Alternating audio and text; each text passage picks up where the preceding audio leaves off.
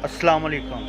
मैं doctor Mohammad Ashfaq Awan life care medical clinic से बात कर रहा हूँ। आज मैं आपके लिए अमराज मैदा के लिए बहुत ही ज़बरदस्त नुस्खा शेयर कर रहा हूँ। सना मक्की 100 ग्राम, सुंड 50 ग्राम, अजवैन देसी 50 ग्राम, गुलाब के फूल 50 ग्राम, फल स्याह 20 ग्राम, दाना इलायची खुर्द 20 ग्राम, मिश्री 100 ग्राम, काला नमक 10 ग्राम।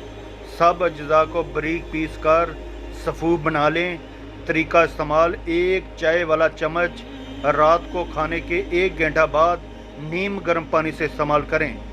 कब्ज़, गैस, अफारा, मैदे की गिरानी, तेज़ाबियत, सांस की घुटन, मैदे की खुश्की, कमज़ोरी, पट्ठों का खिंचाव, टांगों में खिंचाव, दर्द, सुस्ती, बेचैनी, काम में दिल ना लगना, खाना खाने के बाद मकामे मैदा पर बोझ, दिल घबराना, मतली, किसी कैफियत होना, मैदे से बखारात दिमाग की तरफ मुंतकिल होना जिसकी वजह से आधे सर में दर्द, शदीद दर्द होना, कब्ज़ की वजह से गैस बनना, टांगों में दर्द होना, इन तमाम अमराज में मुफीद है।